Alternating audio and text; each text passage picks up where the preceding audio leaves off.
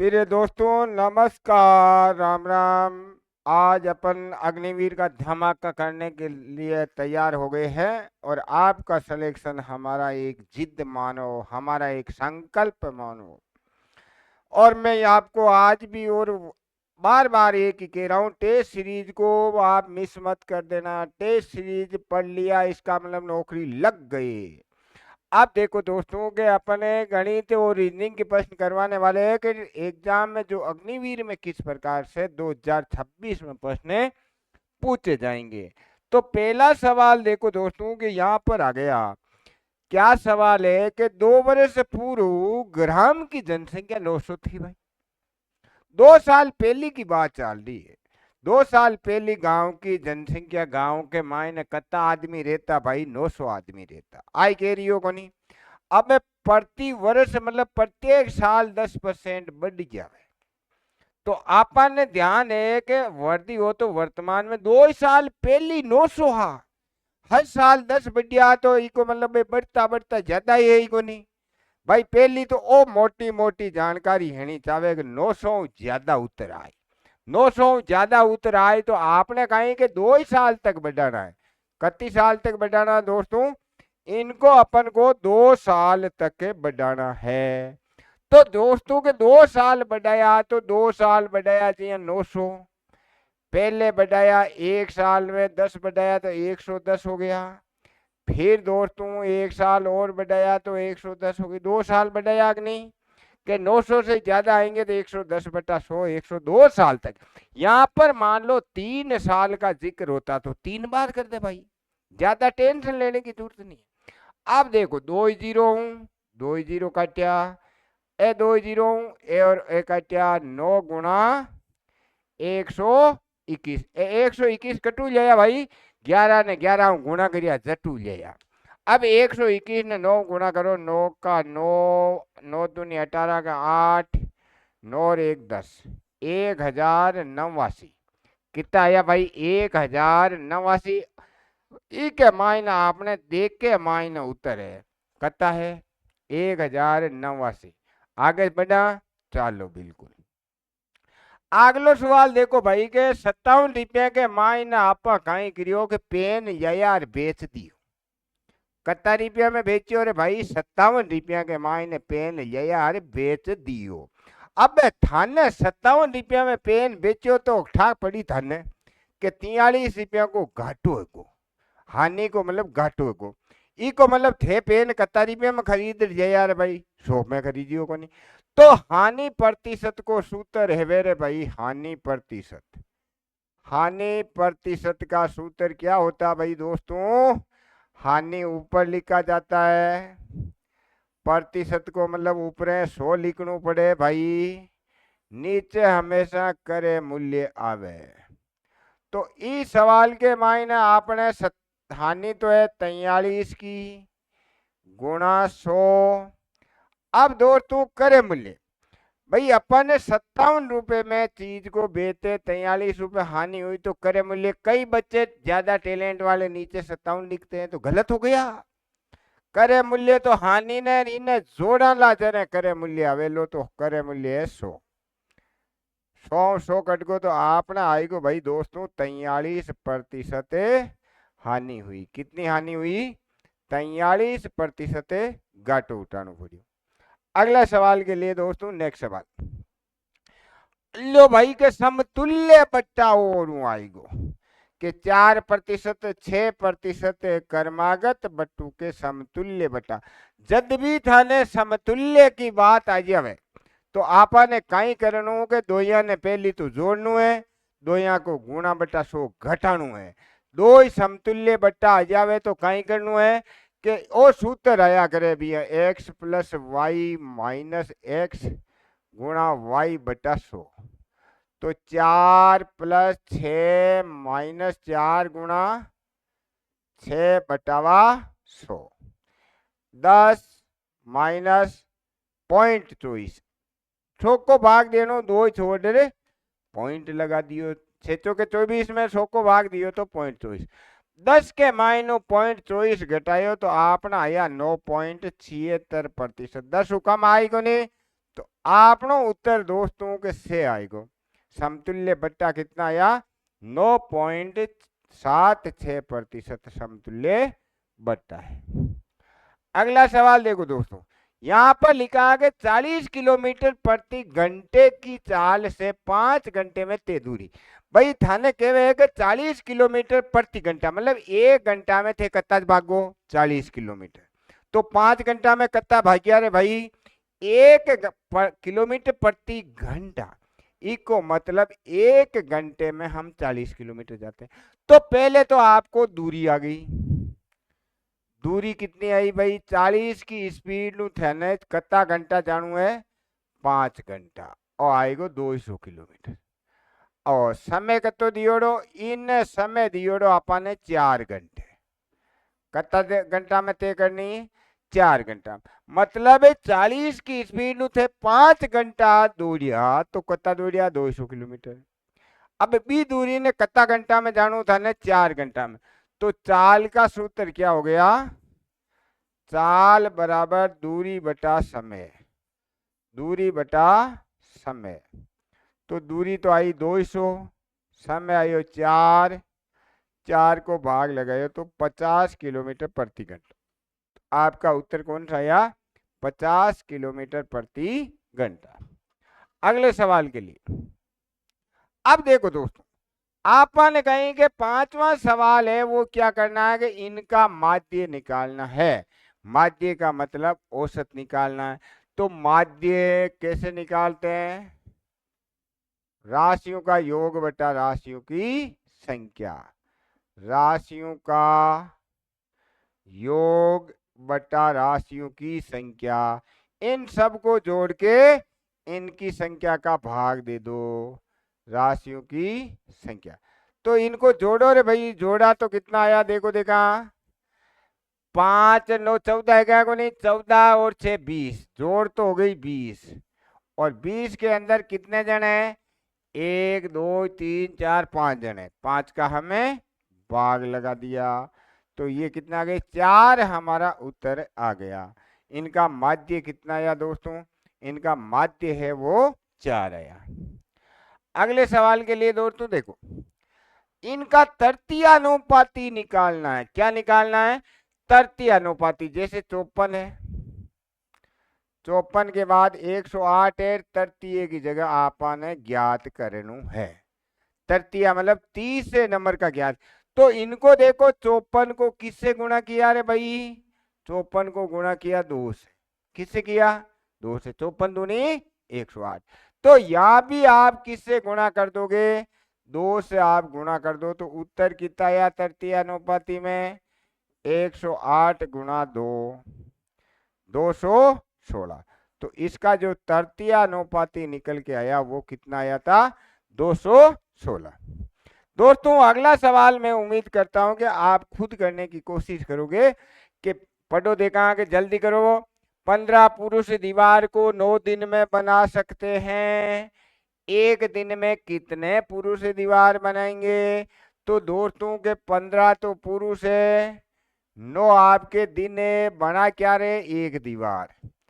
अब आपको एक तो दिन है, एक्स पुरुष है, 1 दिन में उसी दीवार को बनाना है। तो 15 को 9 से गुणा किया तो कितना आ गया दोस्तों 135 आपके उत्तर आ गया। एक पुरुष है वो उसे कितने दिन में बनाएगा 135 दिन में दीवार को बना देगा। अगले सवाल के लिए दोस्तों के मेरे से जल्दी करने की कोशिश करना फटाफट। यहां पर क्या लिखा है कि करो, देखा आपके पास ये टाइम है, जल्दी आपको 30 सेकंड में उत्तर आना चाहिए। जब आप मतलब आपकी तैयारी हो रही है कि 3 संख्याओं का औसत 60 है, प्रथम 2 का औसत 40 है, तीसरी संख्या बतानी। तो यहां पर दोस्तों के यहां पर 3 का कुल 3 का कुल 3 का कुल 3 गुणा 60 180। 2 का कुल 2 गुणा 50 100। अब अपन क्या करेंगे 3 में से 2 को घटा देंगे, तीसरी कितने आई घटाया तो 80 आपके उत्तरे आ जाएगा। तीसरी संख्या कितनी आई दोस्तों? तीसरी संख्या 180 में से 100 को घटाया तो हमारे पास कितना आया? 80। अगला सवाल, लो साहब रेखा पर बने दो कोणों का अंतर आपको दिया हुआ है। रेखा पर बने दो कोणों का अंतर है, बड़े कोण का माप बताना। तो आपको पता होना चाहिए रेखा पर बने दो कोणों की योगफल कितना होता है? दो कोणों का योगफल तो अपन को ये तो जानते हैं, दो कोणों की जोड़ 180 डिग्री होती। ये क्या दोस्तों आपको जानते मतलब याद है, जानते हैं। और इनका अंतर कितना दे रखा है? अंतर दे रखा 22 डिग्री। रेखा पर बने दो कोणों का योगफल आपको याद रखना 180 डिग्री होता है। रेखा पर बने दो कोणों का योगफल कितना होता है? 180 डिग्री। ये आपको दिया हुआ नहीं आता है, ये तो आपको खुद को याद रखना दोस्तों। अब आपको यहां से देखोगे एक गाय से एक गाय कट गई, एक गाय रे गाय दो ही गाय, जोड़ लिया इनको और यहां पर हो गए अपन के 202। 2 का भाग देंगे तो a बराबर 101 डिग्री। तो बड़े कोण का मान कितना आ गया दोस्तों? 101 डिग्री आपका बड़ा कोण निकल करके आ जाएगा। अगला सवाल, यहां पर दोस्तों के जोड़ बाकी का हर टेस्ट में एक प्रश्न आता, आर्मी का पेपर दोगे तो एक सवाल पक्का आएगा। यहां पर क्या लिखा है? 3.4 3.4 प्लस 16 गुणा 5/100 लिखा। तो 3.4 प्लस ये कितने हो गए? 80/100। 0 से 0 कट गया। ये 80 कहां से है? 16 को 5 से गुणा किया। 10 का भाग देना तो 3.4 प्लस 0.8। एक छोड़ के पॉइंट 10 का भाग लग गया। 8 4 12 के 2 हासिल के 1, 3 और 1 4.2 आपके उत्तरे आ जाएंगे। कौन से नंबर का उत्तर आया? से आपका इसका उत्तरे हो जाएगा। अगले सवाल के लिए दोस्तों देखो, यहां पर दोस्तों के बहुत ही अच्छा सवाल है, घातांक का सवाल है, ऐसा फटाका सवाल है कि आपके आर्मी में मतलब मिनटों के अंदर ऐसा यही तो सवाल है वो आपको मतलब मेरिट में सिलेक्शन दिलाने वाले सवाल है दोस्तों। ऐसे सवाल मतलब एरे गेरे कोचिंगों में नहीं आपको मिलेंगे, ये हमारी टेस्ट सीरीज में आपको मिलेंगे। इसलिए मैं कहता हूं कि कुछ भी बाकी नहीं रहने दूंगा, बस आप थोड़ा सा ध्यान दे दीजिए हमारी। तो यहाँ पर दोस्तों का फटाका बोलने वाला है कि यहाँ पर लिखा 4, तो 4 को हम क्या लिखते? 4 को लिखते 2 लिखते कि नहीं? फटाका बुला रहा हूं, फटाका बुला रहा हूं। 32 को लिखते 2 देखो दोस्तों 32 को कैसे लिखा?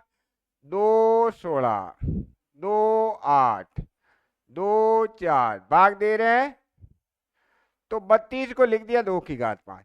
तो देखो ये 2 से 2 कट गए तो ये क्या हुआ? 2n बराबर 5 आ गया। 2n किसके बराबर आ गया? 5 के बराबर। अब गुणा वाली संख्या क्या करेगी? भागेगी। तो गुणा में संख्या है तो इसको भगा दो दोस्तों, तो ये हो गया 5/2। आया मजा? बिल्कुल आया। तो आपका उत्तर कितना निकल के आया? 5/2 दो। ये हुआ। जब ही तो दोस्तों के सिलेक्शन दिलाऊंगा, हमारी जिद है, हमारा लक्ष्य है कि मेरी टेस्ट सीरीज पढ़ ली तो वो मतलब मेरिट में पक्के है, उनका फाइनल सिलेक्शन पक्का है। बस आप दौड़ भाग की तैयारी कर लेना। फिर अगले सवाल, लो साहब दो संख्याओं का अनुपात दे रखा है, अनुपात दे रखा है। यदि संख्याओं का योग ये है तो छोटी संख्या बतानी। तो इनमें से छोटी वाली पूछी, क्या पूछी दोस्तों? छोटी वाली संख्या। छोटी वाली ये दिख रही है कि ये दिख रही है? 4 दिख रही है। तो 4 गुणा दिया हुआ 780। 780 क्या? योग फल है। योग फल है तो योग कितना? 9 4 13। तो 13 यहां पर आ गया। 13 के पहाड़े से काटा 6 बार 0। 60 को 4 से गुणा किया 200 40 डिग्री। तो आपका जो छोटी संख्या आई वो कितनी आई दोस्तों? 240 छोटी संख्या निकल के आ गई। अगले सवाल के लिए 14 नंबर। दोस्तों यहां पर देखो कि ब्याज का सवाल आ गया। तुम्हारे में ज्यादा टैलेंट है तो अलग विधि से कर सकते हो। यहां पर क्या देखा, 7,000 रुपए कितने समय में 8% दर से 8,120 रुपए हो जाएगा। तो आपको क्या करना दोस्तों के इसके अंदर पहले तो ये बताओ ब्याज कितना मिला। ब्याज मिला 1120। तो ब्याज का सूत्र क्या होता है दोस्तों? ब्याज का सूत्र होता है समुद्र बटा 100 होता कि नहीं? समुद्र बटा 100 याद करने का तरीका बता दिया, समुद्र। अब देखो कि ब्याज मिला इसमें 7,000 रुपए किसी को दे के आए भाई, और वो कितने रुपए लाकर दे रहा? 8,120। ये ज्यादा के का रुपये ले, वो ज्यादा रुपया ब्याज का ले, कितना ज्यादा ले रे भाई? 1120 रुपया तो ब्याज का मिल जाए को नहीं? बिल्कुल। समय ज्ञात करना है। मूलधन 7,000 है दोस्तों, दर 8 है, बटावा 100। 20 112 बराबर 7/56x। अब देखो गुणाली संख्या भाग में जाए को नहीं, तो 56 को 112 में भाग दीजिए। तो x बराबर आपनो कतो आएगो 112/56, 2 बार भाग गयो। तो अपना समय कितना निकल के आ गया? 2 वर्ष समय निकल के आ गया। आगे को सवाल देखो, गाय भैंसे लिया यहाँ, कहीं कहीं यहाँ भाई गाय लिया यार, भैंसे लिया यहाँ, और अटे उत्तर में अटे सवाल में मिस्टेक है कि 48 भी है। कितना है? 48। अब देखो 2 गाय 5 भैंस है, उनका खर्चा मतलब आपको क्या करनी, 2 तो गाय जानी है और भैंसिया कती जाया भाई 5 भैंस जाया। को आपने खर्चो आयो 280 रुपया आयो को नहीं आयो। अब कियो के 3 गाया को खर्चो 60 रुपया आ रही हो, तो 3 गाय बराबर 60 है को नहीं? 3 गाय को खर्चो 60 रुपया, तो तू एक गाय को खर्चो बता सकोगी भाई? 3 गाया 60 रुपया को चारों खाएगी, तो एक गाय कता को खाइयो रे? 20 रुपया को। भाई 3 गाया 60 रुपया को खर्चो चारों रिज को खावा दियो बन 3 गाया, तो एक गाय पर कितना रुपया पड़ी? 20 रुपया। अब आपने ठा पड़ गई कि एक गाय ये देखो 20 रुपया को चारों खावे, कत्ता को खावे? 20 को। अब के मायने मान रखो, तो 2 गाया है 20 20 40 है को नहीं, प्लस 5 भैंस बराबर 280। अब देखो 5 भैंस हटे रख दी, ये 5 भैंस रह गई, और 280 मुँह 40 घटा दिया, ये 40 घटू लिया 2 गाया का, तो 2 गाया का ये 40 घटाया, तो आपने 5 भैंस को खर्चो आएगो, 5 भैंस को खर्चो आएगो 240 रुपया।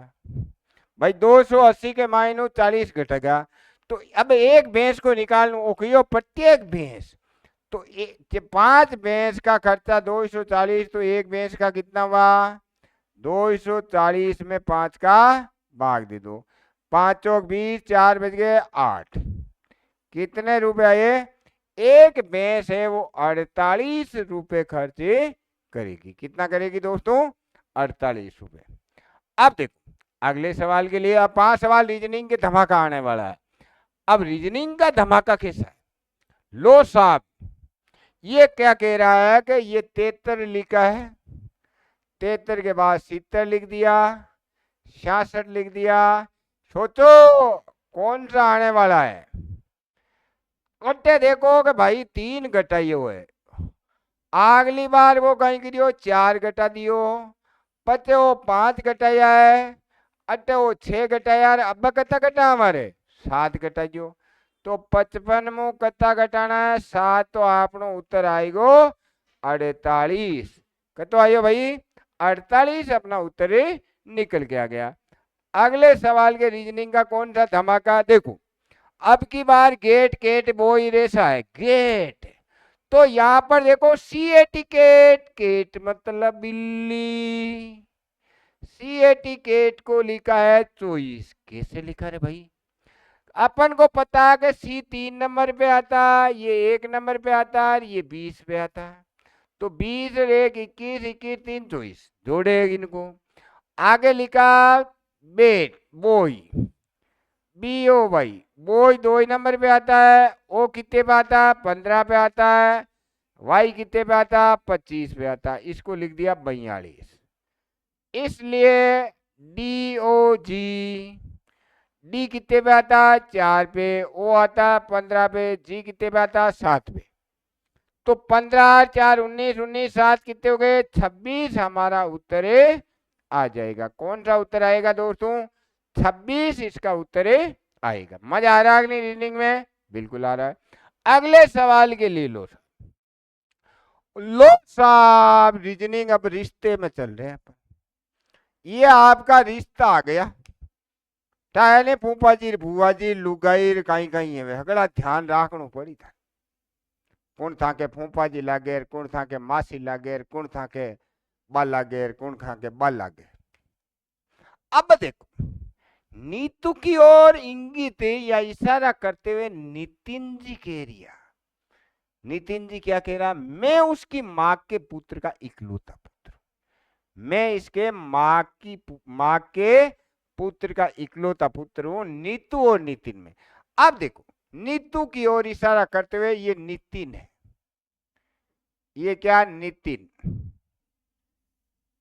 ये खुदला मान लो, और ये नीतू, ये नीतू की जगह आपकी बुआ का नाम लिख दो, खुद की बुआ, भतीजा हो सकता है, खुद की बुआ। जैसे मान लो कि ये बुआ है, मान लो बुआ भतीजा वाला साग देख रहा हूं मैं, इससे देख रहा हूं मल जाएगी नहीं, के नितिन मतलब आप हाँ जक्का बुआ की ओर इशारा करे के वहां आप हाँ जक्की कहीं के वहां बुआ, बुआ मतलब आपने पिताजी की बहन की ओर इशारो करना है, खुद ने कटे करना इशारो, आपने पिताजी की बहन की ओर इशारा करते हुए कहा उसकी माँ, मतलब बुआ जी की माँ, बुआ जी की माँ कौन हुई रे भाई? दादी।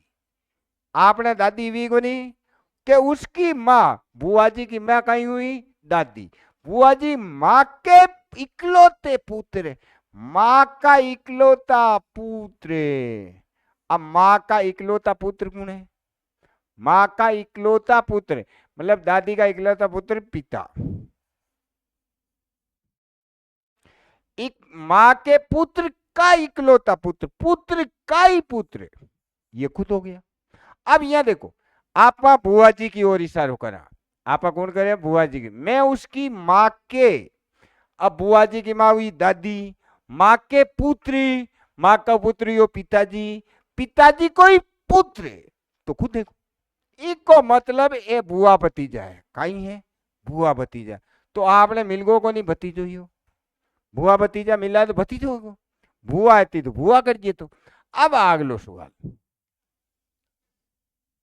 लो साहब, और सवाल इसके मतलब ये दूरी नहीं है दोस्तों के, दिशा दिशा पूछी है, यहां पर दूरी का गड़बड़ है, सवाल दूरी है और ये काट दो। ये कह रहा है कि प्रकाश 17 किलोमीटर पूर्व में चलता है, ये उत्तर होता है, ये दक्षिण होता है, ये पूर्व होता है, ये पश्चिम। ये कह रहा है 17 किलोमीटर किधर जाना है इसको? पश्चिम में, पूर्व में गया, पूर्व में जाने के बाद दाएं मुड़ा, दाएं मुड़ करके 10 किलोमीटर चला, ये 10 चला, 10 चल करके पुणे किधर मुड़ना है? 10 किलोमीटर चल करके बाएं मुड़ना है, बाएं मुड़ के 10 किलोमीटर चला, यहां पर आ गया। अब प्रारंभिक स्थान से दिशा क्या है? दूरी तो काटना है, दिशा कौन सी है? दिशा कौन सी है आपको दिशा देखना। तो प्रारंभिक स्थान यहां था अग्नि, इनमें दिशा कौन सी हुई भाई? दक्षिण पूर्व दिशा हो गई। कौन सी दिशा हुई? दक्षिण और पूर्व आपकी दिशा हो गई, और दूरी निकालने का प्रश्न आपके आएगा नहीं इस सवाल। अगला सवाल,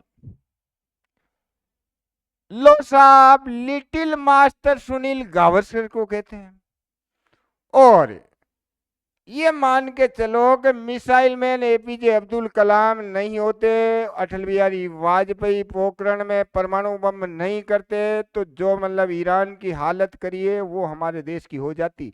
लेकिन हमारे देश को एपीजे अब्दुल कलाम और माननीय प्रधानमंत्री अटल बिहारी वाजपेयी की देन आज कोई भी देश हमारे पे आंख उठाने की हिम्मत नहीं कर सकता, क्योंकि हमारे पास ऐसा मिसाइल मैन उन्होंने दे दिया और परमाणु परीक्षण करके हम शक्तिशाली बन गए। इसलिए मेरे देश के नौजवानों, अभी हमारे चैनल को लाइक और दोस्तों में शेयर कीजिए। सिलेक्शन दिलाना हमारा जिम्मेदारी है, हमारा लक्ष्य है।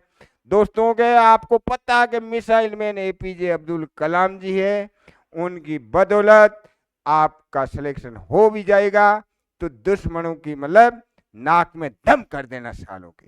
जय भारत, जय हिंद।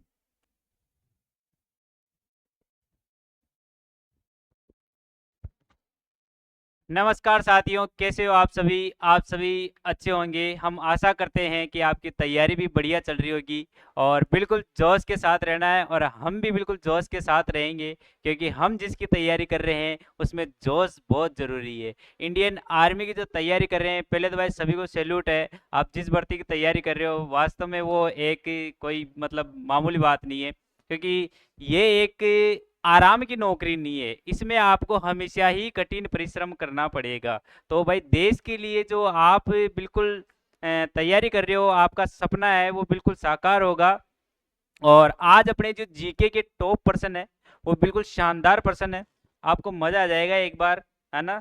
तो साथियों देख तो बात करते हैं, देखो army Agniveer test series top GK person है, अपने हमेशा टॉप ही रहते हैं और हमेशा है ना आपको मतलब टॉप से टॉप बिल्कुल लाते रहेंगे ऐसा कंटेंट।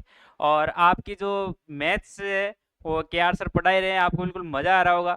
और जो सर कहते हैं ना भाई 50 में से 50 क्वेश्चन राइट करके आओगे तो बिल्कुल 100% करके आओगे, आपके पर्सन कहीं से गलत नहीं होने वाले। बस आपको हमारे साथ जुड़े रहना है और बिल्कुल मजा आने वाला है आपको। तो बात करते हैं, देखो और थोड़ा सा परिवर्तन और कर रहे हैं कि इसमें जैसे जीके में थे तो हम थोड़े से इमेज वगैरह जो पीएनजी की इमेज है वो बिल्कुल ला रहे हैं साथ में, तो आपको थोड़ा सा इंटरेस्टिंग लगे कि यार हाँ मजा आ रहा है। तो इस वजह से आप मस्त रहो, आपके लिए कुछ ना कुछ नया करते रहेंगे। तो बात करते हैं पहले क्वेश्चन की ओर, भारत में सीमेंट का पहला कारखाना कहाँ था। हाँ भाई बताओ, भारत में सीमेंट का जो पहला कारखाना था ना वो कहाँ पर था भाई, कहाँ पर लगाया गया था और कौन सी कंपनी थी वो मैं बताऊंगा, और कब लगाया गया था वो भी मैं बताऊंगा। आप इतना सा बता दो कि भारत में सीमेंट का पहला कारखाना कहाँ था। तो भाई बात करते हैं, ये तो ये लाखेरी में था। कि बात करते हैं सर लाखेरी कहाँ पर है, तो ये है भाई बूंदी में। कहाँ है रे सर, ये बूंदी कहाँ है, ये बूंदी अपने राजस्थान में। राजस्थान वालों को अवश्य पता होगा, 100% पता होगा कि जानते हैं भाई।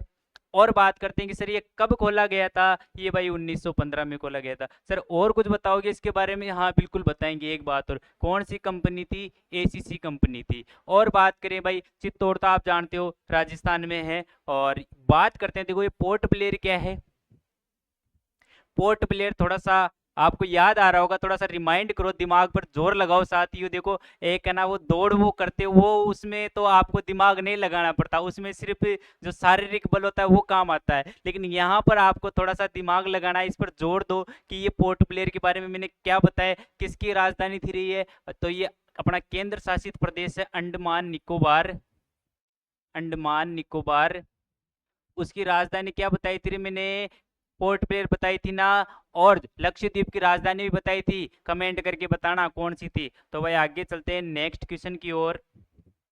हाँ मेरे साथियों, भारत में पहली सूती वस्त्र की मिल कहाँ स्थापित की गई थी। देखो थोड़ा सा सूती वस्त्र देखो क्या होता है, देखो पहले के जमाने में जो ये करगा था उससे सूती सूत का आते थे वो होता है। थोड़ा सा इसकी इमेज लगाए, थोड़ा सा आपको अच्छा लगे। और भारत में पहली सूती वस्त्र की जो मिल थी वो कहाँ स्थापित की गई थी, तो इसका आंसर दो मेरे साथियों। हाँ भाई ये कहाँ पर थी भाई, तो ये कोलकाता में थी। कहाँ पर थी? कोलकाता में थी। कहाँ पर थी मेरे साथियों बताओ? देखिए ये अपने थी कोलकाता में। कि सर और कुछ? तो फोर्ट ग्लास्टर कोलकाता एक शहर है, कोलकाता तो हो गया, और फोर्ट ग्लास्टर वहां पर एक नामक वहां पर एक शहर, वहां पर ये भारत की पहली सूती वस्त्र मिल की हुई थी। क्या सर ये सफल हुई? नहीं भाई, ये असफल थी। सर असफल कैसे हुई? भाई चली नहीं, बिजनेस में घाटा लग गया तो असफल हो गई, नहीं चली। अब सर ऐसे भी प्रश्न पूछ सकते हैं कि पहली असफल मिल, हाँ ये पूछा ही यही है, ये थोड़ा सा इसमें असफल थी, है ना भाई, थोड़ा पूछने का वो हो गया, है ना, असफल। और वैसे सफल भी पूछे तो भी कोई दिक्कत नहीं, सफल भी लगा सकते, सफल का ही बताएंगे अपन। भाई इसमें बिजनेस में घाटा हो गया तो बंद हो गई, कोई दिक्कत नहीं है ना। भारत में पहली सूती वस्त्र मिल कहाँ स्थापित की? असफल, तो कलकत्ता, फोर्ट ग्लास्टर कलकत्ता में। और बात करते हैं तो फिर सफल कहाँ हुई थी सर? हाँ ये मुंबई में हुई थी। मुंबई कहाँ पर? महाराष्ट्र में। सर किसी ने लगाई थी कि हाँ कावास जी डावर द्वारा, कावास डावर द्वारा ये 1854 में सफल मील थी भाई, ये सफल मील थी, सफल मील थी भाई, सफल मील की स्थापना की। किसकी? सूती वस्त्र की। याद रखना बड़े काम की चीज है। लखनऊ नवाबों की नगरी, नवाबों का शहर, यूपी की राजधानी, याद है? हाँ ये देखो कवासी डाबर है ना, कवासी डाबर, हाँ ये रहा देखो कवासी डाबर, है ना। इसको वापस लिख देता हूँ। हाँ तो ये इसमें ये इधर लगा दो, ठीक है भाई। चलो आगे नेक्स्ट क्वेश्चन देखो। हाँ भाई बताओ, उत्तर भारत का मैनचेस्टर, बड़ा अच्छा क्वेश्चन है, बड़ा शानदार क्वेश्चन है, आपको इसका उत्तर देना पड़ेगा। और इसके साथ में एक के साथ दो चीजें फ्री दूंगा मैं आपको, और दोनों इसी से रिलेटेड है। तो आप बताओ उत्तर भारत का मैनचेस्टर, हाँ बताओ भाई साथियों। और ये इमेज क्या है? ये भाई अपना जो कपड़ा है, वो धागे वगैरह जहाँ कपड़ा बनता था, उसको सबसे ज्यादा कपड़ा का व्यापार होता है, उसको मैनचेस्टर कहते हैं। तो अपन बात करेंगे, तीनों बात करेंगे, तीन नहीं चार कर देंगे अपन, मैनचेस्टर से संबंधित चार बातें करेंगे। लेकिन पहले बताओ आप, उत्तर भारत का मैनचेस्टर है, बताओ उत्तर भारत का मैनचेस्टर कौन सा शहर है? ये है कानपुर। सर याद नहीं होता, हम तो भूल जाते हैं कोयम्बटूर या कानपुर। कभी तो कोयम्बटूर याद रह जाता है, कभी अहमदाबाद याद रह जाता है।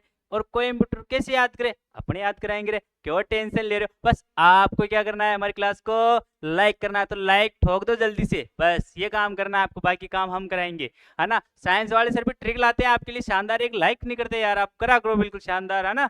हाँ तो देखो बात करते हैं कानपुर, उत्तर भारत का मैनचेस्टर कहते हैं कानपुर को। किसको कहते हैं सर? हाँ कान सबसे ऊपर क्या है?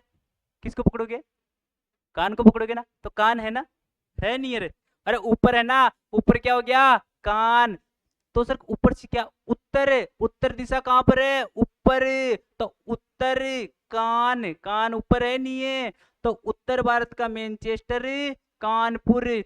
और सर कोयम्बटूर, तो ये बच गया दक्षिण भारत का, दक्षिण भारत का, ये दक्षिण भारत का मैनचेस्टर है, और उत्तर भारत का है कानपुर। तो सर भारत का मैनचेस्टर कौन सा है? तो मेरे साथियों लिख लेना, ये प्रश्न छपेगा, 100% छपेगा। भारत का मैनचेस्टर है वो अहमदाबाद है। ये अहमदाबाद कहाँ पर है रे मेरे साथियों? तो ये है गुजरात में। सर इसको कैसे याद रखे? अरे जो महत्वपूर्ण होता है, जो अहम होता है, उसको बोलते हैं ना अहम।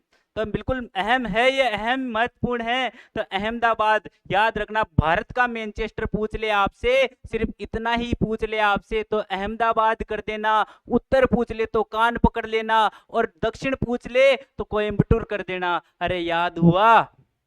हुआ तो करो लाइक फिर क्लास को, शानदार। गेटवे ऑफ इंडिया के नाम से किसको जानते रे? मुंबई को। ये सर ये कहां से आता है? ये gateway of India, India gate, क्या ये एक ही है क्या gateway of India? India gate नहीं है, कहां से है रे? इंडिया गेट तो दिल्ली में है, और गेटवे ऑफ इंडिया मुंबई को कहते हैं। कैसे? कई बार छात्र इस चीज में गलती कर देते हैं, स्टूडेंट्स हमारे आर्मी के जो जवान है, भावी सैनिक है, वो इसमें गलती कर देते हैं। प्रश्न आता है गेटवे ऑफ इंडिया कहां पर है? पर्सन ये पूछेंगे आपसे कि गेटवे ऑफ इंडिया किसी को, तो आप फटाफट से मुंह बता दोगे। लेकिन ऐसे पूछ ले कि गेटवे ऑफ इंडिया कहां पर है, आधे से ज्यादा दिमाग लगाएंगे और उसको नई दिल्ली करके आ जाएंगे, फिर आपके प्रश्न गलत हो जाएगा, फिर आपका कैसे सिलेक्शन होगा रे? तो हम बताएंगे, कंफ्यूजन दूर करेंगे। अभी आगे वाली स्लाइड आएगी, उसमें प्रश्न आएगा अच्छा सा, उसके साथ में ही व्याख्या करेंगे। तो गेटवे ऑफ इंडिया कहाँ पर है? मुंबई में है। ये गेट जैसे नई दिल्ली का जो जो इंडिया गेट है नई दिल्ली में, वैसे गेटवे ऑफ इंडिया है, उसके बारे में अच्छी बात करेंगे। थोड़ा सा वेट करो बस, आगे चलते हैं नेक्स्ट क्वेश्चन की ओर। हाँ भाई, अब बताओ मेरे को, थल सेना दिवस कब मनाया जाता है? ये तो भाई मैंने बहुत बार बता दिया भाई, ये वापस क्वेश्चन आ गया, मुझे भी पता नहीं कैसे आया, पर अब आप बता दो थल सेना दिवस। अब मैं नहीं बताऊंगा, नहीं बताऊंगा भाई ना, 2 बार बता दिया मैंने थल सेना दिवस, अब आपको बताना पड़ेगा। जिसकी तैयारी कर रहे हो उसके बारे में तो पता होना चाहिए। नहीं बताऊंगा मैं, नहीं भाई नहीं।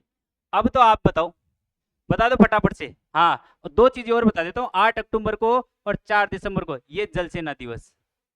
अब ये बच गया, अब उसमें आप बता ही सकते हो रे, कोई भी बता देगा, अब तो बता दोगे ना। हाँ, और इसको वायुसेना दिवस। इस दिन क्या हुआ था?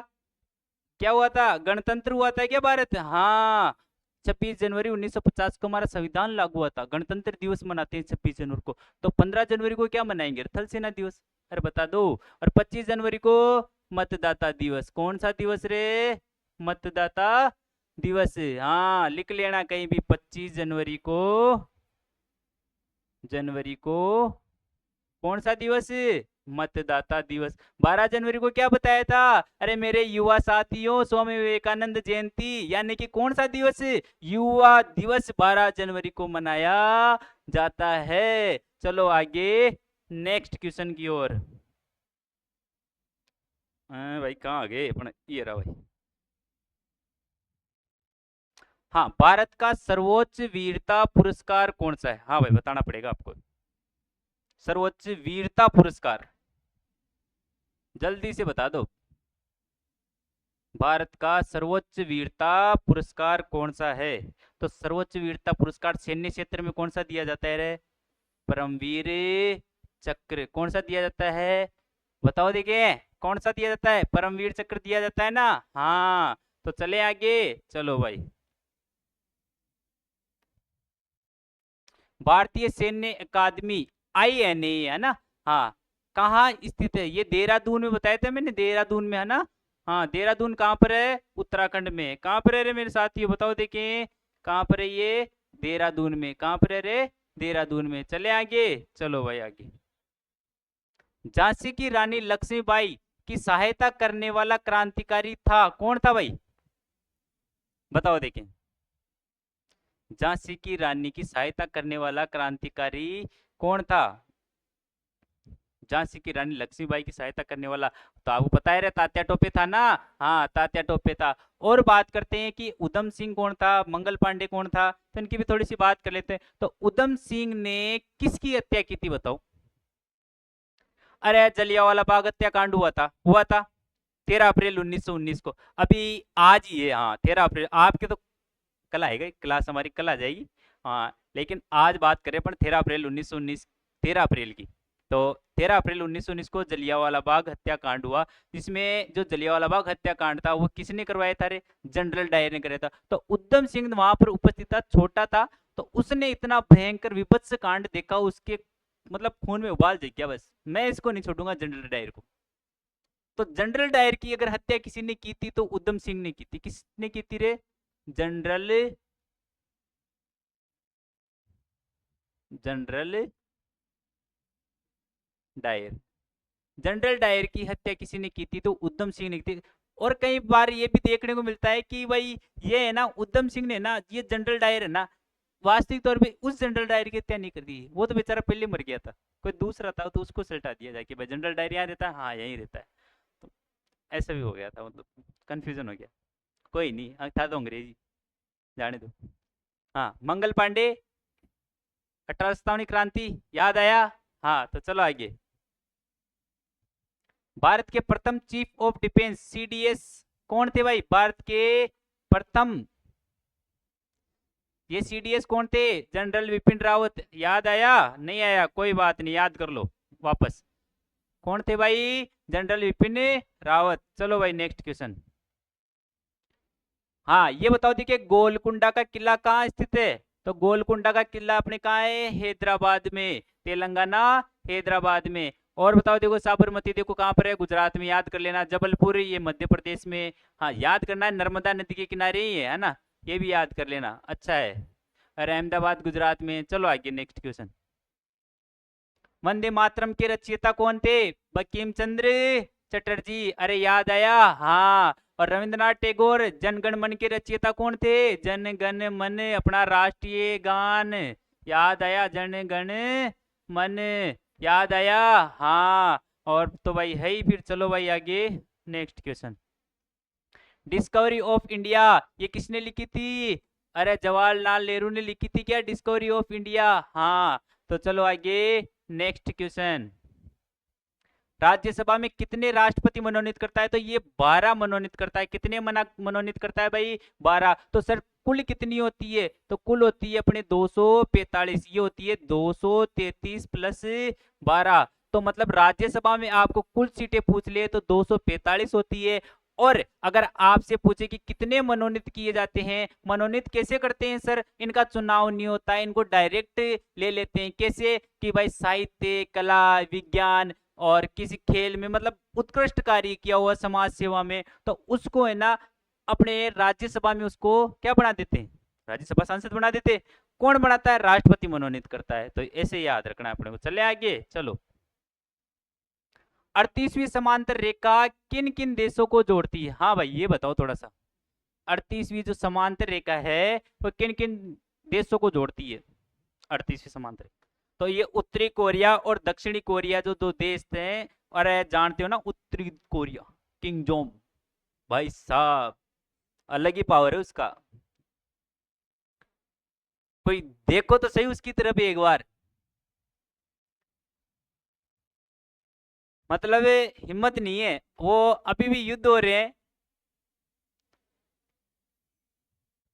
लेकिन अगले बंदे को टेंशन नहीं है। वो कह रहा है भाई आओ तो सही, कोई तो आओ मेरे को छेड़ो। कोई नहीं छेड़ने वाला, इतना पावर है भाई इसमें। हाँ है भाई, उत्तरी कोरिया और दक्षिणी कोरिया। और ये 38वीं समांतर रेखा इन दोनों के मध्य। और भारत पाकिस्तान की बात करें तो इसके मध्य कौन सी है रे भाई? Red Cliff. कौन सी है? Red Cliff. सर ये कितने राज्य को लगती है? 3 राज्य को और 2 केंद्र शासित, कुल मिला के 5 को लगती है। अपने बात करें तो इंडिया से टच होती है। और और सर लंबाई पूछ सकते हैं क्या इसकी? पूछ सकते हैं, याद कर लो, याद करने में क्या जा रहा है, पूछ सकते हैं। तो इसकी लंबाई है 3323 ये क्या है? किलोमीटर। 3323 किलोमीटर। भारत और पाकिस्तान के मध्य की जो सीमा है उसको रेड क्लिफ के नाम से जाना जाता है। और तो सर भारत चीन के बारे में, हाँ, मैकमोहन रेखा। कौन सी रेखा है रे?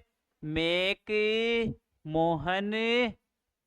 याद आया? जैसे पढ़ते हैं उनको तो याद आएगा, उनको मजा भी आ रहा होगा कि क्या पढ़ा रहे हैं सर यार, मतलब मजा आ रहा है। और देखो जो नहीं पढ़ रहे हैं ना उनको थोड़ा सा पढ़ने की जरूरत है ना। और इसकी लंबाई कितनी है? 3488। कितनी है? 3488 किलोमीटर। तो और ये देखो, ये है ना, ये पाकिस्तान के नहीं है, ये भारत के। भारत व बांग्लादेश के मध्य कौन सी है? Zero line. कौन सी है रे भाई? Zero line. सर इसकी लंबाई कितनी है? 4096 किलोमीटर। कितनी है रे? 4096 किलोमीटर। और सबसे ज्यादा अगर किसी देश से सीमा लगती है तो वो बांग्लादेश से ही लगती है। किसकी? भारत की। याद रखना, अच्छा प्रश्न है। चलो आगे नेक्स्ट क्वेश्चन। करो या मरो का नारा किसने दिया था? तो करो या मरो का नारा किसने दिया था? महात्मा गांधी ने। और जो 1942 का भारत छोड़ो आंदोलन था उसमें करो या मरो का नारा किसने दिया था? बताओ, देखिए महात्मा गांधी ने। तुम मुझे खून दो मैं तुम्हें आजादी दूंगा, यानी कि तुम मुझे टाइम दो मैं तुम्हें सिलेक्शन दूंगा, बिल्कुल दूंगा। ये कौन नारा दे रहे भाई? ये अपन देंगे, बिल्कुल देंगे भाई। तुम मुझे थोड़ी सी टाइम दो, मतलब तुम्हारे साथ पढ़ो, आपका सिलेक्शन 100% होगा। सुभाष चंद्र बोस ने दिया था, तुम मुझे खून दो मैं तुम्हें आजादी दूंगा, तुम मुझे जे खून दो मैं तुम्हें आजादी आजादी दूंगा। ये किसने कहा था भाई? और जो अपने है ही नहीं इसमें ना, और जो बाल गंगाधर तिलक थे उन्होंने कहा था स्वाभिमान मेरा अधिकार है, मैं इसे लेकर रहूंगा। और ये अच्छी अच्छी बातें हैं। चलो आगे। प्रथम नोबेल पुरस्कार विजेता महिला कौन सी थी? हाँ तो बताओ भाई, ये जो मदर टेरेसा है ना, प्रथम नोबेल पुरस्कार जो विजेता महिला थी वो कौन थी? मदर टेरेसा, है ना भाई। चलो भाई, और बात करते हैं इंदिरा गांधी के बारे में। तो इंदिरा गांधी के बारे में पता है आपको? भारत की प्रथम महिला प्रधानमंत्री कौन थी? इंदिरा गांधी। कल्पना चावला की और बात करते हैं, तो भारतीय मूल की जो पहली महिला थी जो अंतरिक्ष में गई थी वो कौन थी? कल्पना चावला। सर और कुछ पूछ सकते हैं इससे क्वेश्चन? हाँ, एक क्वेश्चन पूछ सकते हैं कि इसकी दुर्घटना में मृत्यु कब हुई? तो याद रखना। कैसे याद रखोगे? देखो कैसे याद रखोगे। 1 2 2 3, फिर हो गया ब्लास्ट। 1 2 2 3, या 1 2 3, फिर बोलते ना 1 2 3, फिर हो जाता। तो 1 फरवरी 2003 को जो कोलंबिया शटल था उसमें भाई, है ना भाई, जो वायुयान था ना भाई, उसमें ये हो गया था भाई, कल्पना चावला की दुर्घटना से मृत्यु हो गई थी 1 2 2 3, 1 फरवरी 2003 को। ऐसे याद रखना, है ना भाई। और एनी बेसेंट को जानते ही हो, आईएनएस यानी भारतीय राष्ट्रीय कांग्रेस की प्रथम महिला अध्यक्ष थी। और बस, और आगे चलो भाई। हाँ हाँ, ये तो भाई जरूरी है, मोटिवेशन आपके लिए जरूरी है। बस थोड़ी सी बात है, ज्यादा टाइम खराब करेंगे नहीं आपके लिए। तो भाई जीत के खातिर बस जुनून चाहिए, जीत के खातिर बस जुनून चाहिए, और जिसमें उबाल हो ऐसा खून चाहिए, यह आसमां भी आएगा जमीन पर, बस इरादों में जीत की गूंज चाहिए।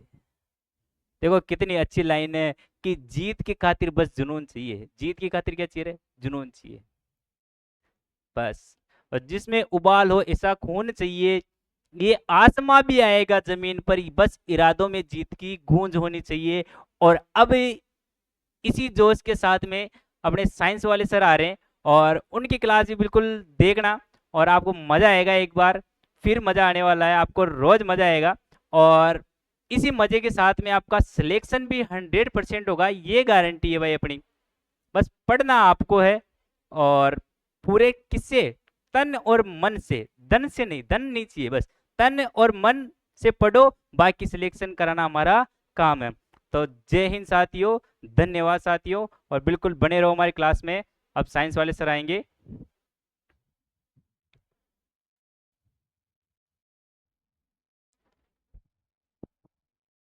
नमस्कार, जय हिंद दोस्तों। तो सब कैसे हो?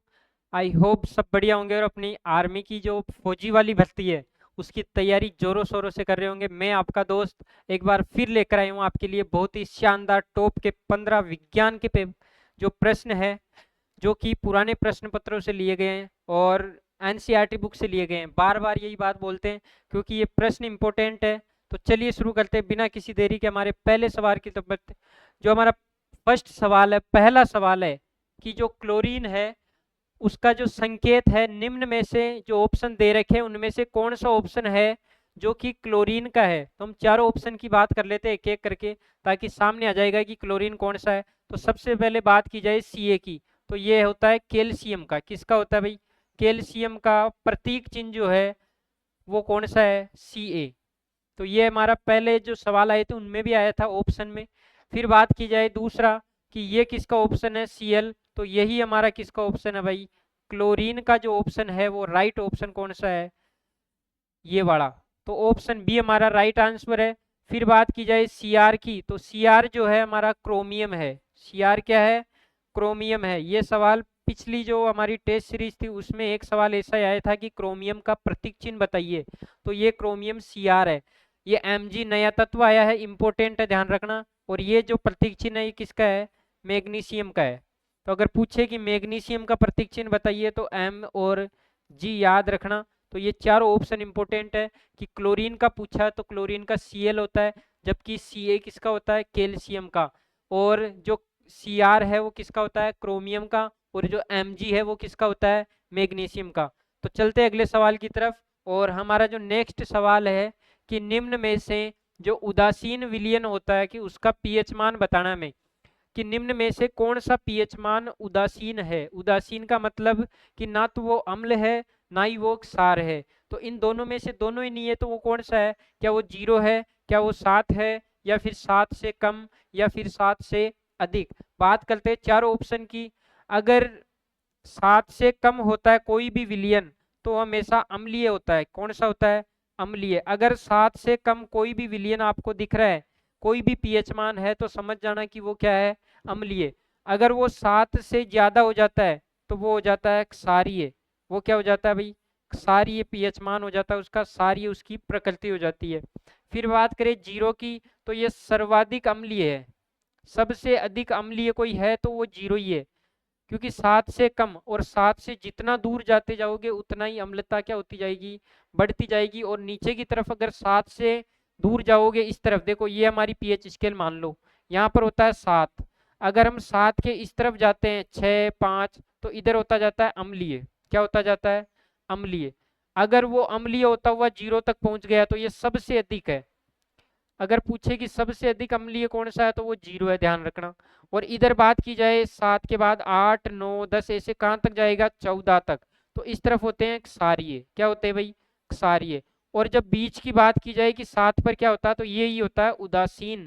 क्या होता है भाई? उदासीन। अगर पूछे कि कौन सा पदार्थ उदासीन है तो वो होता है शुद्ध जल या फिर आशुद्ध जल, जो होता है उसका पीएच मान 7 होता है, ध्यान रखना। तो ये अम्ल और क्षार के बारे में यानी कि पीएच स्केल के बारे में सारी जानकारी थी। तो अब चलते हैं नेक्स्ट सवाल की तरफ। हमारा जो अगला सवाल है वो बोल रहा है कि निम्न में से कौन सी धातु है जो कि द्रव अवस्था में पाई जाती है। अगर मैं बात कर लूँ द्रव अवस्था की तो दो चीजें याद रखना। एक तो पूछता है द्रव अधातु। क्या पूछता है भाई? द्रव अधातु पूछता है। और एक पूछता है द्रव धातु। दोनों ही कौन सी बात कर रहा है? द्रव की बात कर रहा है, ध्यान रखना। कौन सी बात कर रहा है भाई? द्रव की बात कर रहा है ये। तो एक तो कर रहे हैं हम बात किसकी? धातु की। और एक करते हैं अधातु की। तो जिसमें जो अधातु है वो तो होती है हमारी ब्रोमीन। कौन सी अधातु है जो कि द्रव अवस्था में पाई जाती है? वो होती है ब्रोमीन। और अगर धातु पूछे तो वो होता है पारा, जिसका जो प्रतीक चिन्ह होता है वो Hg होता है, पारा। ध्यान रखना। अगर द्रव अवस्था में पाई जाने वाली धातु पूछे पारा, और पारा को ही हम क्या कहते हैं? मरकरी कहते हैं, ध्यान रखना। पारा को ही क्या कहते हैं? मरकरी कहते हैं। तो इसमें जो हमारा ऑप्शन राइट ऑप्शन रहेगा वो रहेगा हमारा ऑप्शन ब। वैसे भी तुम सही कर सकते थे, क्योंकि लोहा ठोस होता है, चांदी ठोस होती है, और सोना भी ठोस होता है। कभी द्रव अवस्था में देखा है सोना? नहीं होता, वो तो पिघलाने के बाद होता है। तो कमरे के ताप पर पूछा उसने।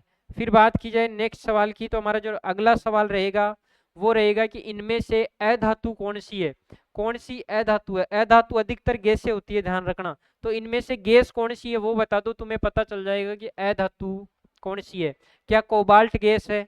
कोबाल्ट गैस नहीं होती। निकिल भी गैस नहीं होती, ना ही सोना गैस होती है। तो हमारी जो गैस है वो कौन सी है? हाइड्रोजन गैस है। तो हमारा ऑप्शन कौन सा सही है भाई? से। ऑप्शन से, जो कि कौन सी है? गैस है। फिर बात की जाए और गैस ही क्या होती है? अधातु। तो अधातु पूछा तो ये हमारा ऑप्शन सही है। बात करें अगले सवाल की, तो इनमें से कौन सा यौगिक है? यौगिक पूछा उसने, ध्यान रखना। अब एक एक की बात कर लेते हैं। सबसे पहले नीचे से पारा। अभी बताया तो पारा। पारा एक प्रकार की क्या है भाई? धातु। पारा तो एक धातु है। वही बात की जाए वायु। वायु मिश्रण है, यौगिक नहीं है, ध्यान रखना। वायु क्या है? मिश्रण। और मिश्रण किसका है भाई? गैसों का मिश्रण है। वायु किसका मिश्रण होता है? गैसों का। जबकि बात की जाए ओजोन की, तो ओजोन में जो सूत्र होता है वो होता है O3। मतलब यह क्या है? समस्थानिक है। किसका? ऑक्सीजन का। यानी कि ऑक्सीजन का ही एक रूप है, ना कि इसको हम क्या बोल सकते हैं? यौगिक। तो यौगिक हमारा कौन सा बच्चा भाई? अमोनिया। अमोनिया क्यों है? क्योंकि इसका जो सूत्र होता है वो NH3 होता है। NH3 में एक तो है नाइट्रोजन, क्या है? नाइट्रोजन। और साथ में है हाइड्रोजन। तो इस प्रकार से ये हमारा क्या बन गया? यौगिक। ये हमारा क्या है? यौगिक। तो हमारा ऑप्शन कौन सा सही है? तो हमारा जो ऑप्शन राइट ऑप्शन है वो हमारा ऑप्शन ए रहेगा। तो इस प्रकार से हमने ये ऑप्शन यौगिक पूछा था, हमने पारा देखा कि धातु है। फिर बात की वायु, तो वायु मिश्रण होता है जिसमें बहुत सारी गैसें मिली होती है। फिर बात की हमने ओजोन की, तो ओजोन O3 होता है जिसमें केवल ऑक्सीजन होता है, तो ये यौगिक नहीं हो सकता। फिर हमने देखा अमोनिया, अमोनिया का जो सूत्र होता है वो होता है NH3, N का मतलब होता है नाइट्रोजन और H का मतलब होता है हाइड्रोजन, तो ये इन दोनों से मिलकर बना है, इसलिए ये क्या कहलाता है, यौगिक। चले नेक्स्ट सवाल की ओर। तो हमारा जो अगला सवाल है वो रहेगा कि आर्द्रता मापी जाती है, इनमें से बताना कि आर्द्रता किस में मापी जाती है। क्या वो एमीटर से मापी जाती है, क्या वो हाइग्रोमीटर से मापी जाती है, क्या वो गैल्वेनोमीटर से मापी जाती है, या फिर मैनोमीटर से मापी जाती है। तो चारों ऑप्शन में से कौन सा ऑप्शन है जो राइट है वो कमेंट बॉक्स में लिखकर बताइए कि ए, ब, स या फिर द। अब हम बात करते हैं चारों ऑप्शन की। तो चारों ऑप्शन में जो एमीटर होता है वो मापता है हमारी विद्युत धारा को। तो विद्युत मापी यंत्र जो होता है, विद्युत मापी यंत्र, वो कहलाता है हमारा एमीटर। क्या कहलाता है, एमीटर। फिर बात की जाए गैल्वेनोमीटर की, तो ये भी विद्युत धारा को ही मापता है, लेकिन ये छोटी जो हलचल होती है विद्युत के अंदर उसको भी माप लेता है।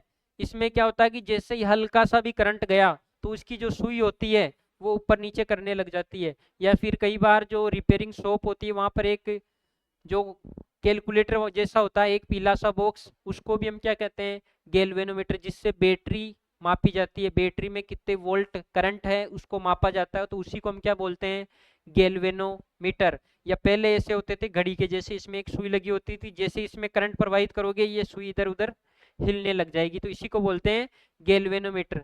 फिर बात की जाए मैनोमीटर, तो मैनोमीटर जो होता है वो गैसों के दाब को मापता है। किसके दाब को, गैसों के दाब को मापता है। जैसे हम पंक्चर वाली दुकान पे जाते हैं ना पंचर निकलवाने, तो वहां एक छोटा सा सुइया होता है जिसके अंदर घड़ी बनी होती है, उसी को बोलते हैं मैनोमीटर, जो कि गैसों के दाब को मापता है कि टायर के अंदर गैस का कितना प्रेशर है या कितना दाब है, तो उसको हम बोलते हैं मैनोमीटर।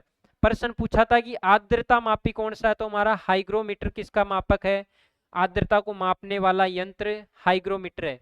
एमीटर विद्युत को मापेगा, गैल्वेनोमीटर भी विद्युत को मापेगा, लेकिन ये छोटी से छोटी हलचल को भी क्या कर लेता है, पकड़ लेता है।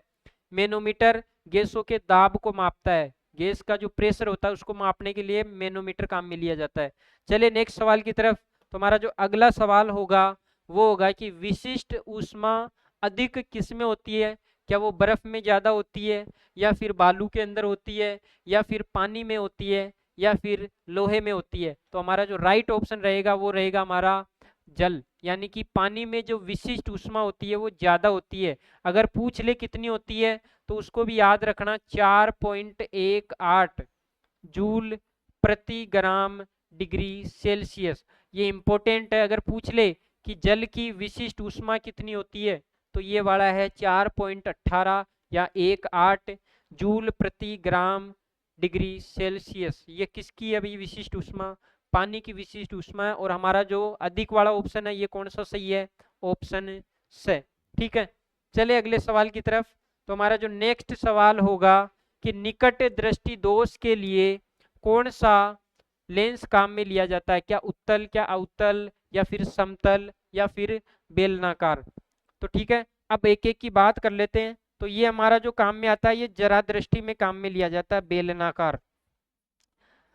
कौन सी दृष्टि में, अगर किसी को जरा दृष्टि दोष होता है तो उसमें कौन सा लेंस काम में लिया जाता है, बेलनाकार लेंस, जिसके अंदर उत्तल लेंस भी होता है और अवतल लेंस भी होता है, दोनों से मिलकर बनता है बेलनाकार लेंस। इसका उपयोग किसमें होता है, जरा दृष्टि दोष में। फिर बात की जाए समतल की, तो ये किसी दोष में काम में नहीं लिया जाता, यानी कि समतल दर्पण कभी भी दृष्टि दोष के निवारण के लिए काम में नहीं लिया जाता, ध्यान रखना। फिर बात की जाए अवतल और उत्तल की, तो मैं एक चीज बता दूं, देखो दृष्टि दोष दो प्रकार के होते हैं, एक होता है दीर्घ दृष्टि दोष या दूर दृष्टि दोष, एक होता है निकट दृष्टि दोष। इनके जो निवारण है उनको फिक्स याद ही करवा दूं, आज तुम्हें भूलोगे ही नहीं। तो ध्यान रखना, हमारे पास दो ही दृष्टि दोष है और दो ही हमारे पास लेंस है। अब जिसका नाम छोटा है उसके निवारण के लिए छोटा लेंस काम में होगा, जिसका नाम बड़ा है उसका लेंस भी बड़ा ही होगा। जैसे मान लो जो दूर है वो छोटा नाम है तो इधर लेंस भी उत्तल यानी कि छोटा नाम वाला उत्तल लेंस काम में लेंगे। निकट का नाम थोड़ा सा बड़ा है और इधर अवतल जो नाम है ये भी थोड़ा सा बड़ा है। तो हमारे लिए निकट दृष्टि दोष पूछे तो बड़ा नाम किसका है भाई, अवतल लेंस का। अगर दूर दृष्टि दोष पूछे तो छोटा नाम कौन सा है भाई, उत्तल लेंस। तो इस प्रकार से याद रखोगे, अगर जिसका नाम बड़ा है तो उसमें बड़ा नाम वाला लेंस काम में लेना है, जिसका नाम छोटा है तो उसमें छोटे नाम वाला लेंस काम में लेना है, याद रह जाएगा। यही सवाल पूछता है कि निकट में कौन सा काम में लेंगे और दूर में कौन सा काम में लेंगे। ठीक है, अब चले हम नेक्स्ट सवाल की तरफ। तो इसका आंसर तुम्हें पता चल ही गया होगा, निकट का नाम बड़ा है तो अवतल भी बड़ा है, तो हमारा ऑप्शन ब राइट आंसर है। अगले सवाल की तरफ बढ़े तो हमारा जो नेक्स्ट सवाल होगा कि घरों में जो विद्युत उपकरण है, घरों के जो विद्युत उपकरण है जैसे पंखा, कूलर, फ्रिज, टीवी वगैरह, वो किस क्रम में लगाए जाते हैं। क्या वो श्रेणी क्रम में होते हैं, क्या वो समांतर क्रम में, क्या वो दोनों ही क्रम में होते हैं मिक्स, या फिर दोनों क्रम में ही नहीं होते। तो ये ऑप्शन तो दोनों ही गलत है भाई, कि दोनों में होंगे या दोनों में नहीं होंगे, क्योंकि दोनों एक साथ काम में नहीं ले सकते हम। अब बात करते हैं इन दोनों में से कौन सा सही है। अब देखो मैं श्रेणी क्रम की वो बता देता हूँ मिस्टेक क्या है। जैसे मान लो मैंने सभी उपकरण, यहाँ पर मैंने एक बल्ब लगा दिया, मैंने यहाँ पर एक टीवी लगा दी, मैंने यहाँ पर एक कूलर लगा दिया, ठीक है। इस प्रकार मैंने सबको एक श्रेणी क्रम में जोड़ दिया। अब गलती से यहाँ पर शॉर्ट सर्किट हो गया, यहाँ से कनेक्शन कट गया, तो अब बताओ सारे जो उपकरण है वो बाधित होंगे या नहीं होंगे। यहाँ पर भी लाइट नहीं आ रही, यहाँ पर भी नहीं आ रही, यहाँ पर भी नहीं आ रही। तो जब श्रेणी क्रम में जोड़ा जाता है तो अगर एक उपकरण बाधित होता तो घर के सारे उपकरण क्या हो जाते हैं, बंद हो जाते हैं। तो इस प्रकार होता ही नहीं हमारे घर में। अगर मान लो एक रूम की लाइट चली जाती है या बिजली चली जाती है तो दूसरे रूम में बिजली आ रही होती है, तो एक उपकरण खराब होता है तो दूसरा तो चलता है ना। तो ये ऑप्शन हमारा गलत है भाई, श्रेणी क्रम में नहीं होता। तो ऑप्शन कौन सा सही है भाई, राइट आंसर हमारा समांतर क्रम है, ताकि अगर एक उपकरण खराब भी हो जाए तो दूसरा उपकरण खराब नहीं हो। तो कौन सा क्रम लगाया जाता है घरेलू परिपथ में, समांतर क्रम। चले अगले। तो हमारा जो नेक्स्ट सवाल है कि भारी जल का अणु सूत्र क्या होता है। अब भारी जल क्या होता है, जो कठोर जल होता है, जो खारा पानी होता है ना, उसके बारे में बात कर रहा है। तो कठोर जल का या भारी जल का जो अणु सूत्र है वो क्या होता है। तो सामान्य जल का तो ये सबको पता ही है भाई, सामान्य जल का सूत्र क्या होता है, H2O जल का सूत्र है। CO2 किसका होता है भाई, कार्बन डाई ऑक्साइड का। किसका होता है, कार्बन डाई और ऑक्साइड का। तो कार्बन डाई ऑक्साइड ये गलत है बीच, कार्बन डाई ऑक्साइड, ठीक है। ये कार्बन डाइऑक्साइड ये इसका है, ये C2O है, तो ये कोई ऑप्शन ही नहीं होता, तो ये तो हमारा गलत है। ये CO2 जरूर होता है, ये किसका होता है, कार्बन डाइऑक्साइड का। ये गलत है, ये सही है। फिर बात करें कि भारी जल कौन सा, तो ये हमारा D2O, ये हमारा भारी जल का ऑप्शन है भाई।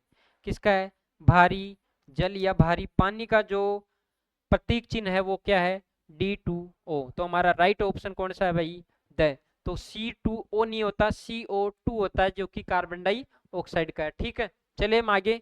हमारा जो नेक्स्ट सवाल है वो रहेगा कि जीव विज्ञान के जनक, हमने जो पहली क्लास की थी उसमें भी मैंने बताया था, जब 4 ऑप्शन आए थे तो मैंने उन व्यक्ति के बारे में बताया था कि जीव विज्ञान के जनक किसको कहा जाता है। अगर याद हो तो कमेंट बॉक्स में जल्दी से बताओ कि ऑप्शन कौन सा सही है। अब मैं चारों के बारे में थोड़ा थोड़ा बता देता हूं। तो सबसे पहले हम बात करें कि जो प्लूटो है वो एक दार्शनिक है भाई। क्या है, एक दार्शनिक। तो ये तो हो नहीं सकते, तो ये तो हमारे क्या है, दार्शनिक। फिर बात की जाए चाणक्य की, तो चाणक्य तो कौन थे, सबको पता ही होगा। अरे चाणक्य कौन है भाई, चंद्रगुप्त के गुरु ही है ना।